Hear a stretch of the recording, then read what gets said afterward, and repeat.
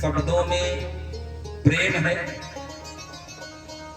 जो बताए अभी।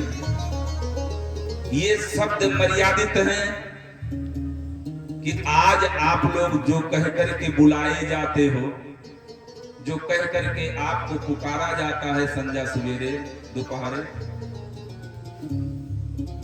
उन शब्दों में मर्यादा है से चीज बताई जाती है। विचार कीजिए कि आज की जो पढ़ी लिखी मॉडर्न युग की माताएं आई हैं, उनके संस्कार में और प्राचीन काल की जो अनपढ़ माताएं हैं उनके संस्कार में, दोनों में कितना परिवर्तन है आप लोग विचार करके देखेंगे।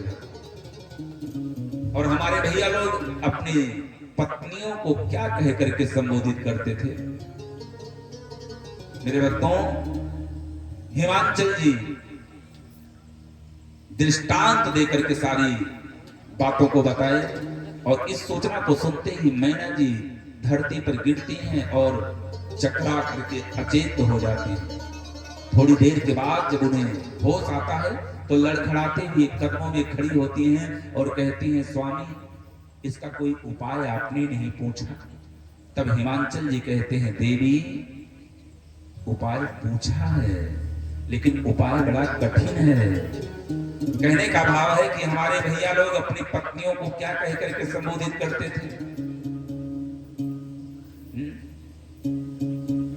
देवी कहते थे, हाँ, या फिर लक्ष्मी कहते थे, या फिर प्राण प्रिय कहते थे। आज आप लोग क्या कह करके बुलाई जाती हैं? सोचिए, आप लोगों ने देखा होगा घर में जो काम वाली होती है ना, काम वाली जो 1000-2000 रुपए में झाड़ू पोछा करने वाली आती है घर,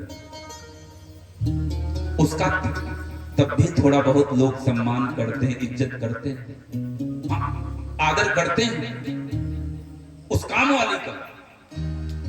लेकिन घर में जो देवी है, जो लक्ष्मी स्वरूपा है, उससे भी घटिया तरीके से अपनी पत्नियों के साथ लोग व्यवहार कर रहे हैं। मेरे भक्तों, हाँ, सोचिए कैसे उस घर में खुशहाली है। शास्त्र कहता है माताएं ही शक्ति, माताएं ही भक्ति हैं, माताएं ही अन्नपूर्णा हैं, माताएं ही सरस्वती हैं, माताएं ही दुर्गा हैं। और आज घर में माताओं की क्या स्थिति हो रही है, उनके साथ कैसा व्यवहार हो रहा है, उनको किस दृष्टि से देखा जा रहा है। सोचिए कैसे घर में खुशहाली है। प्राचीन काल में हमारे भैया लोग अपनी पत्नियों को देवी कह करके संबोधित करते थे, क्योंकि भारत में हर नाम के, भारत में हर माताओं के नाम के सामने देवी शब्द जुड़ा है। मेरे भक्तों, ये साक्षात मां दुर्गा का स्वरूप है। हर परिवार की दुर्गत को दूर करने में समर्थवान है। इनके अंदर वो शक्ति है, क्योंकि ये भारत जो है ना, भारत नारी प्रधान देश है। भारत देवताओं के भी, देवताओं के विभाग में इन्हीं को श्रेष्ठ बताया गया है। इसलिए देवताओं के विभाग में सबसे पहले इनका नाम आता है। सीता, उसके बाद राम, लक्ष्मी नारायण, गौरी शंकर। जितना भी मंत्रालय था सब माताओं के पास, सारा मंत्रालय लेके बैठी हैं। अगर आपको बुद्धि चाहिए तो ब्रह्मा के पास जाओगे, मिलेगी। सरस्वती के पास जाइए, उन्हीं के पास है। हाँ, बुद्धि वाला मंत्रालय उन्हीं के पास। धन चाहिए तो किसका दरवाजा खटखटाना पड़ेगा? लक्ष्मी के पास जाइए। शक्ति चाहिए तो दुर्गा के पास जाइए, क्योंकि सारा विभाग लेकर के बैठी। इसलिए कहा गया है कि जिस घर में माताओं का आदर होगा, माताओं का सम्मान होगा, माताओं का सत्कार होगा, माताओं का अभिनंदन होगा, माताओं का वंदन होगा, माताओं का पूजन होगा, उस घर में सुख समृद्धि की प्राप्ति होगी। उस घर में रहने वाले लोग देव तुल्य होंगे। उस घर में लक्ष्मी की प्राप्ति होगी। उस घर में कभी बीमारी नहीं आएगी। उस घर में कोई अज्ञानी नहीं होगा। लेकिन माताओं का आदर होना ही चाहिए। आप लोग झेल रही हैं, आप लोग सही सही बता दीजिए, आप लोग अपने पतियों के द्वारा इस समय क्या कह करके संबोधित की जाती हैं, क्या करके बुलाया जाता है? सोचिए। लेकिन हिमांचल जी क्या कह रहे हैं? कहते हैं देवी मैंने उपाय पूछा और उस उपाय को बताने से पहले हिमांचल जी कहते हैं देवी उपाय जो है बड़ा कठिन है, क्योंकि मैना जी का, माताओं का ये जो हृदय होता है ना, हृदय बड़ा कोमल होता है। हाँ। बड़ी जल्दी पिघल जाती है, बड़ा नर्म होता है इनका हृदय। और हिमांचल का हृदय पत्थर दिल है। वो पत्थर दिल ही नहीं बल्कि पूरी शरीर पत्थर की है। हाँ, तो उनको कोई फर्क नहीं पड़ने वाला, चाहे जितना बड़ा कष्ट हो।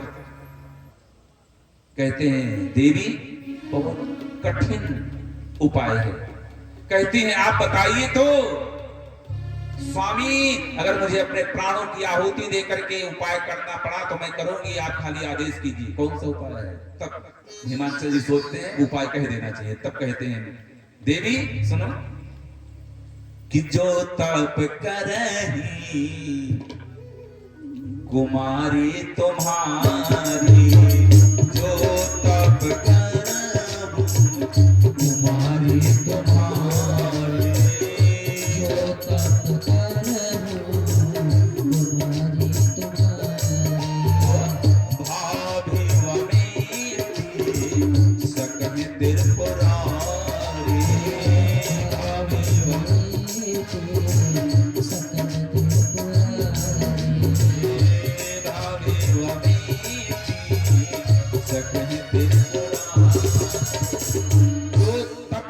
कुमारी तुम्हारी तो भाभी बेटी से कहीं त्रिपुरारी। तप का मतलब जानते हैं आप लोग? तप में आज हम लोगों को जो भी कुछ प्राप्त हुआ है, जो भी कुछ मिला है, हुआ है, सब ये तप का प्रभाव है। तप से ही हमें आपको जो भी कुछ मिला है, मिला हुआ है। तप में दो शब्द हैं, ध्यान से सुनिएगा आप लोग, ता और पा। तप में दो शब्दों के समावेश से तप का निर्माण हुआ है। ता का मतलब त्याग होता है, पा का मतलब परिश्रम होता है। अगर हर प्राणी, हर व्यक्ति के मन में त्याग आ जाए और त्याग करके परिश्रम करना शुरू कर दे तो उसके लक्ष्य को प्राप्त करने से कोई वंचित नहीं कर सकता। मेरे भक्तों, यही तप है, यही तपस्या है। अगर एक छोटा सा बालक त्याग करके परिश्रम करना प्रारंभ कर दे तो उसका जो लक्ष्य होगा, अगर आईएएस का लक्ष्य होगा, पीसीएस का लक्ष्य होगा, तो स्वयं नारायण भी आ जाए तो उसके लक्ष्य से वंचित नहीं कर सकते हैं उसको। लेकिन आज किसी के जीवन में तप नाम की वस्तु है ही नहीं है। कोई ना तो त्याग करना चाहता है किसी वस्तु का, ना तो परिश्रम करना चाहता है। केवल और केवल उस कार्य को करने का नाटक करता है मेरे भक्तों, नाटक करता है। अगर आज यहाँ पढ़ने वाले बच्चे हैं, उनसे पूछा जाए कि भैया तुम्हारा लक्ष्य क्या है, पता ही नहीं, गोल क्या है पता ही नहीं है, तुम्हारा कर्म क्या है पता ही नहीं। अरे पढ़ाई करना कर्म है। आज तुमने कितना घंटा पढ़ाई किया? 0। कैसे उसका लक्ष्य पूर्ण होगा? स्टूडेंट का कर्म है पढ़ाई करना, तो उनका कर्म पढ़ाई करना है, तो 16 से 18 घंटा पढ़ाई करना होता है। मेरे भक्तों, इस तरीके से परिश्रम करेंगे और त्याग करना होता है, हर वस्तुओं का त्याग करना पड़ेगा, तब लक्ष्य को प्राप्त कर सकते हैं। इस तरीके से आज छोटी सी कन्या तपस्या करने के लिए चली गई, घनघोर तप कर रही। उधर महादेव समाधि में है, श्रद्धा और विश्वास दोनों मौन हो गए। तारका नामक असुर का प्रादुर्भाव हो गया और तारका नामक असुर ब्रह्मा की स्तुति दे दैत्य गुरु शुक्राचार्य जी के आश्रम में जाकर के अल्प समय में समस्त विद्याओं में प्रपूर्ण होकर के और आदेशानुसार ब्रह्मा की स्तुति की और ब्रह्मा से अमरता का वरदान प्राप्त करना चाहा। ब्रह्मा कहते हैं, देवराज, दैत्य राज, अमरता का वरदान मैं आपको देने में असमर्थ हूं, क्योंकि ये थाटे हमारे पास नहीं है, लेकिन तुम्हारी तपस्या इतनी कठिन है कि मैं वरदान देने के लिए मजबूर हूं। इससे मिलता जुलता कोई दूसरा वरदान मांग लो। तारका नामक असुर कहता है, पितामह, आप मुझे अमरता का वरदान नहीं दे सकते हो तो मेरी मृत्यु हो, तो महादेव के पुत्र के हाथों के द्वारा। ब्रह्मा ने कहा, तथास्तु, ऐसा ही होगा। वरदान देकर के चले गए और वरदान को पाकर के तारका नामक असुर पूरे संसार में तहलका मचा दिया, अधर्म ही अधर्म स्थापित कर दिया। मेरे भक्तों, धर्म का नामो निशान में मिटा दिया। चारों तरफ देवी देवता भयभीत रहने लगे, स्वयं नारायण परेशान हो गए। तब देवताओं के समीप जाकर के आकाशवाणी करते हैं कि तुम जाकर के महादेव को जगाओ, और महादेव जग जाएं तो सभी लोग मिल करके इनका विवाह कराओ, कि इनको पाने के लिए एक कन्या तपस्या कर रही है।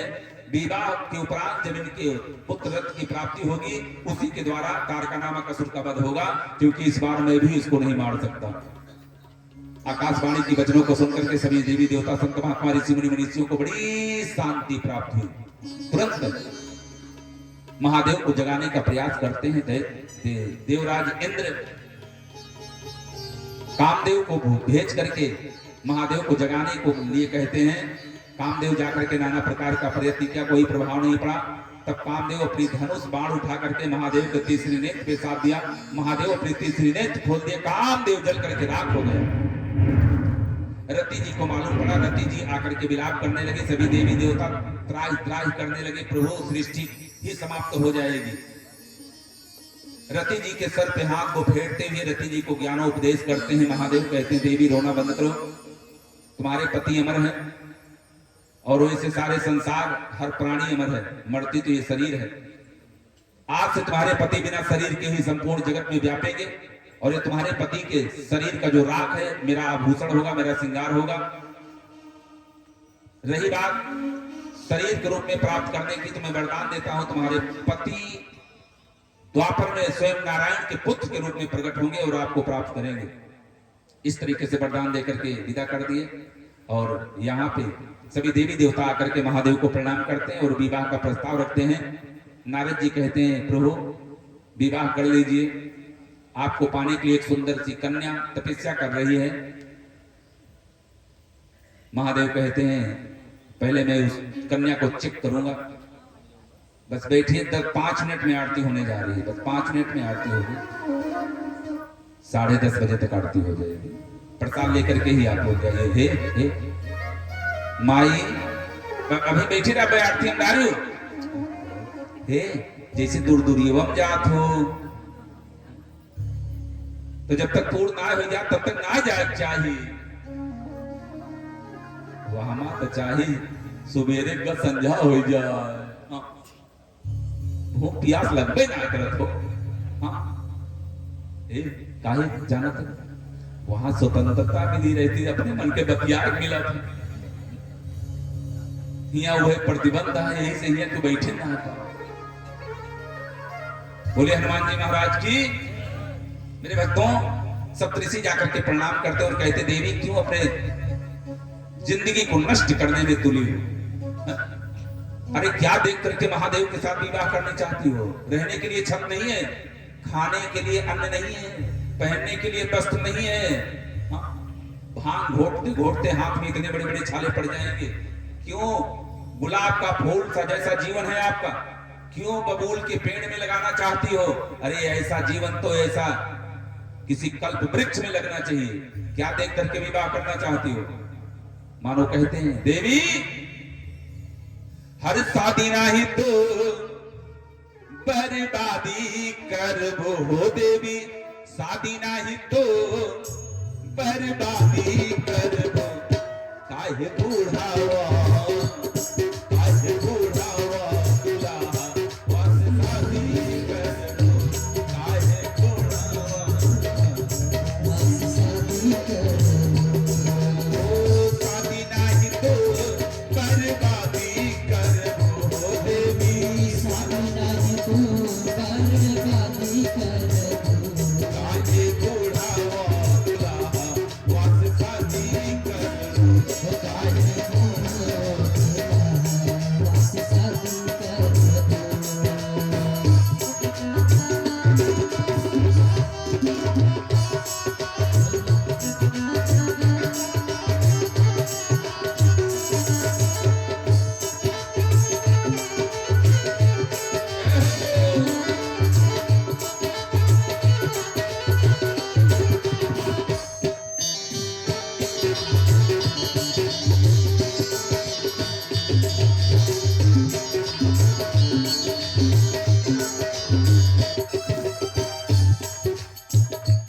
राजा बाबू जैसे मोहे हम दिवाए देवी,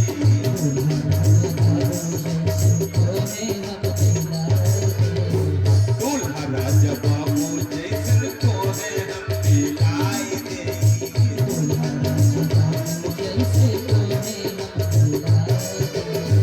कहा विष्णु इंद्र जी से शादी करवाए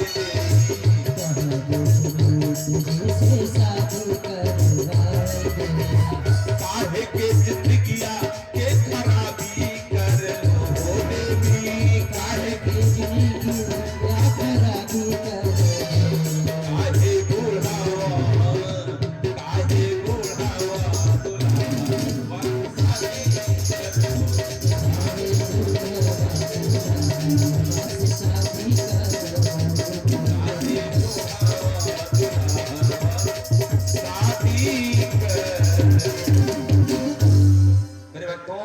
नाना प्रकार के तरीके से समझाते हैं, लेकिन सती जी उमा जी कहती हैं, ऋषियों आप लोग चले जाओ, मेरा विवाह होगा तो महादेव के साथ ही होगा, नहीं तो मैं अपने प्राण को त्याग दूंगी, पुनः शरीर लेकर के आऊंगी, फिर भी हमारा ये संकल्प होगा।